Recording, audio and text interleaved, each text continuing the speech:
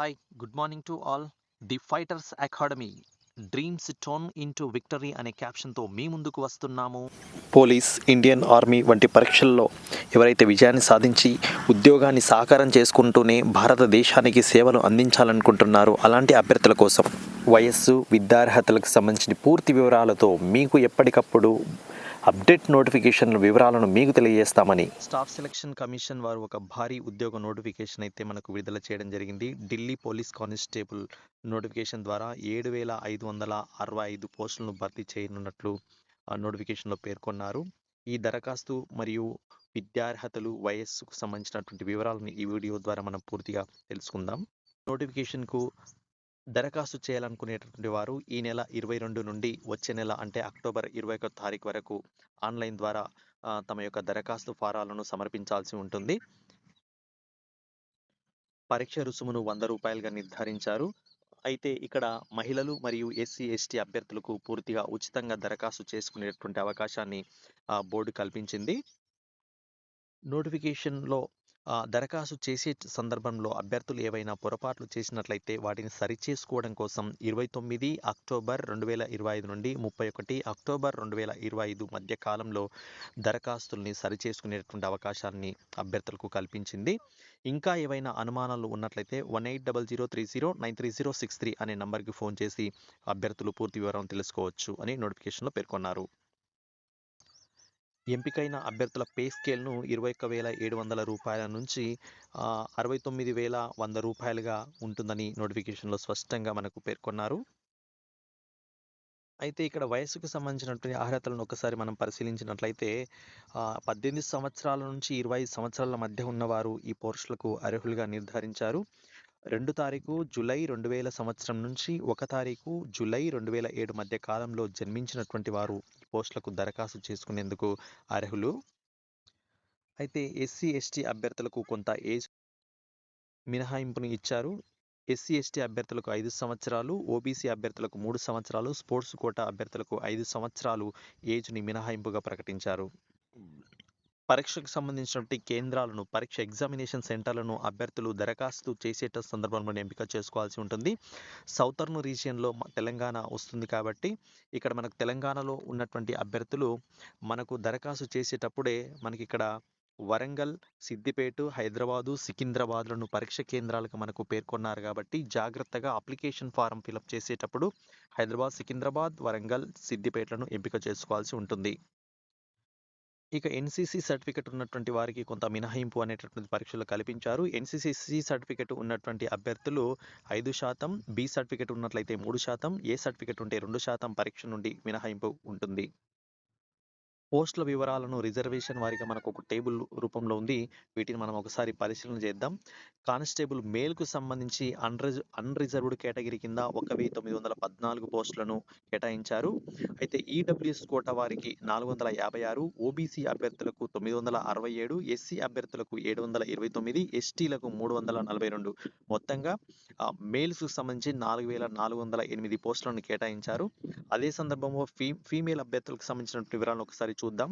ఫీమేల్లో unreserved quota కింద 1,047 పోస్టులను, EWS వారికి 249 పోస్టులను, అట్లాగే ఓబీసీలకు 531 పోస్టులను, ఎస్సీలకు 457, ఎస్టీలకు 212 పోస్టులు, మొత్తానికి 2,496 పోస్టులను ఫీమేల్స్కు కానిస్టేబుల్ పోస్టులను కేటాయించారు. తో పాటు ఎక్స్ సర్వీస్ మ్యాన్ కింద మళ్ళొక 285 మేల్స్కు, తర్వాత 376 ఫీమేల్స్కు సంబంధించి పోస్టులను కేటాయించడం అనేటువంటిది జరిగింది. అయితే ఇక్కడ మనం గమనించాల్సినటువంటి విషయం ఇంకొకటి ఉంటుంది. మొత్తానికి ఈడబ్ల్యూఎస్లో ఉన్నటువంటి వాళ్ళు అన్రిజర్వ్డ్తో పాటు వాళ్ళకి కేటాయించిన కేటగిరీలో కలిపితే 2,370 పోస్టులు, ఓబీసీ అభ్యర్థులకు అన్రిజర్వ్డ్తో పాటు వారి కేటగిరీలో కలిపితే మొత్తం 2,881 పోస్టులు, ఎస్సీలకు 2,643 పోస్టులు, ఎస్టీలకు 2,256 పోస్టులు కేటాయించడం జరిగింది. కాబట్టి ఇవి చాలా మంచి పోస్టులు. అభ్యర్థులు కనుక సరైనటువంటి ప్రణాళికతో ఒక లక్ష్యం పెట్టుకొని సరైన మార్గదర్శకంలో కనుక పట్టు విడవని విక్రమార్కులా చదివితే పోస్ట్ అనేటటువంటిది ఖచ్చితంగా సాధించవచ్చు అనేటటువంటిది ఈ పోస్టుల సంఖ్యను బట్టి మనం మాట్లాడుకోవచ్చు. ఈ పరీక్షకు సంబంధించినటువంటి సిలబస్‌ను, ఎగ్జామినేషన్ ప్యాటర్న్ ఒకసారి మనం పరిశీలిద్దాము. ఈ పరీక్షకు సంబంధించినటువంటి ఈ అంశాలను పరీక్షను 100 ప్రశ్నలు ఇచ్చి ఒక్కొక్క ప్రశ్నకు ఒక్కొక్క మార్కు చొప్పున కేటాయిస్తూ 100 మార్కులకు పరీక్ష అనేటటువంటిది నిర్వహించడం అనేటటువంటిది జరుగుతుందని నోటిఫికేషన్‌లో తెలిపారు. మళ్ళొక్కసారి గుర్తు చేస్తున్నాను. ఎగ్జామినేషన్ అనేటటువంటిది హిందీ మరియు ఇంగ్లీష్ భాషల్లో మాత్రమే నిర్వహించబడుతుంది. మొత్తానికి పరీక్షను 4 విభాగాల్లో నిర్వహిస్తారు. Part A, part B, part C, part D. Part ఏలో అభ్యర్థుల యొక్క జనరల్ నాలెడ్జ్ మరియు కరెంట్ అఫైర్స్‌కు సంబంధించిన విషయాలను పరీక్షించదలుచుకున్నాడు. ఎగ్జామినేషర్ ప్రస్తుత సమకాలీన సమాజంలో జరుగుతున్నటువంటి మార్పులను ప్రపంచవ్యాప్తంగా, దేశవ్యాప్తంగా, రాష్ట్రాల, ప్రాంతాల వారీగా ఎలాంటి మార్పులు జరుగుతున్నాయో కాబోయే పోలీస్ అభ్యర్థికి తప్పనిసరిగా తెలిసి ఉండాలనే ఉద్దేశంతో 50% సిలబస్‌ను జీకే మరియు కరెంట్ అఫైర్స్‌గా నిర్ధారించారంటే మీరు ఎంతలా జీకే పైన, కరెంట్ అఫైర్స్ పైన ఫోకస్ చేయాల్సి ఉంటుందో ఒకసారి ఆలోచించి ప్రిపరేషన్ స్టార్ట్ చేసుకోండి.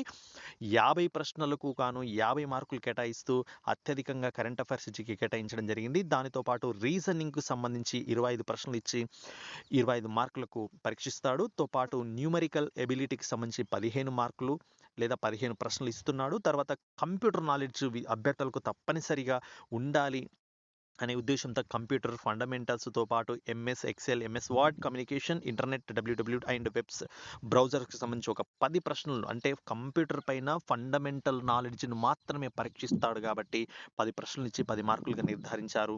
మొత్తానికి ఇక్కడ మనం ఎగ్జామినేషన్ పరీక్ష కాలం అనేటటువంటిది 90 నిమిషాలుగా నిర్ధారించారు. 100 ప్రశ్నలు 90 నిమిషాలు మాత్రమే. అంటే అభ్యర్థి చాలా వేగంగా పరీక్షను పూర్తి చేయాల్సి ఉంటుందనేటటువంటిది మీరు ఇక్కడ గుర్తుపెట్టుకోవాల్సి ఉంటుంది. మరొక ముఖ్యమైనటువంటి విషయం అభ్యర్థులు గుర్తించాలి, గమనించాలి. పరీక్షలో ప్రతి అభ్యర్థి చేసేటటువంటి సాధారణ పొరపాటు ఏమిటంటే నాకు వచ్చు లేదా గెస్ చేసి ఆన్సర్ ఇస్తానుకుంటాడు. కానీ ఇక్కడ నెగెటివ్ మార్క్స్ అనేటటువంటివి ఉన్నాయి. ప్రతి తప్పుడు ప్రశ్నకు 0.25 మార్కుల్ని నెగెటివ్‌గా నిర్ధారించారు. కాబట్టి జాగ్రత్త సుమా పరీక్ష రాసే సందర్భంలో. ఇక ఫిజికల్‌కి సంబంధించినటువంటిది 30 సంవత్సరాల లోపు అభ్యర్థులు ఎక్కువగా దరఖాస్తు చేస్తారు కాబట్టి వారి గురించే మాట్లాడి నేను ఎండ్ చేస్తాను. 1600 మీటర్ల రన్నింగ్‌ను 6 నిమిషాల్లో పూర్తి చేయాలని చెప్పి, తర్వాత అట్లాగే లాంగ్ జంప్‌ను 14 ఫీట్లు, హై జంప్‌ని 3.9 ఫీట్లుగా నిర్ధారించారు. ఆ తర్వాత పై ఏజ్ ఉన్నటువంటి వాళ్ళుంటే ఇక్కడ టేబుల్‌ని చూసుకోవచ్చు.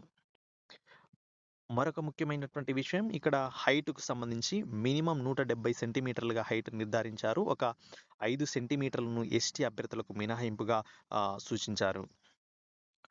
చెస్ట్ సంబంధించి 81 సెంటీమీటర్లు మినిమమ్ ఉండాలని పేర్కొన్నారు. ఊపిరి తీసుకున్నప్పుడు 4 సెంటీమీటర్లు పెరగాల్సి ఉంటుంది. అంటే 81 సెంటీమీటర్ల నుండి 85 సెంటీమీటర్లను చెస్ట్‌గా నిర్ధారించారు.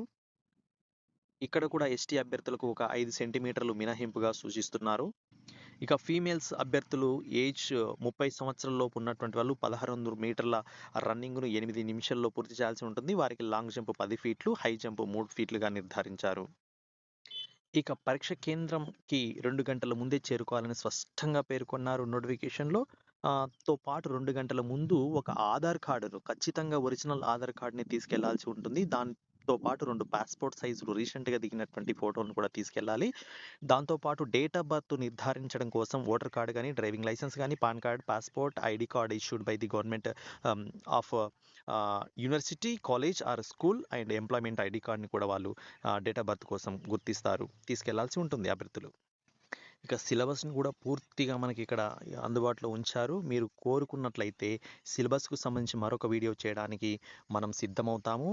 ఇక్కడ అభ్యర్థులందరూ గుర్తుంచుకోవాల్సింది ఏంటంటే మొట్టమొదటిసారిగా మనం వీడియోని రికార్డ్ చేసి మీ అందరి సౌలభ్యం కోసం అప్లోడ్ చేయడం జరుగుతుంది. కాబట్టి మీ యొక్క సహాయ సహకారాలు, మీ యొక్క ప్రోత్సాహాన్ని బట్టి మేము తదుపరి వీడియోలను రికార్డ్ చేయడం జరుగుతుంది. కాబట్టి మీ యొక్క అభిప్రాయాన్ని కామెంట్ రూపంలో తెలియజేస్తారని కోరుకుంటూ thank you very much. The fighters academy Narayanpet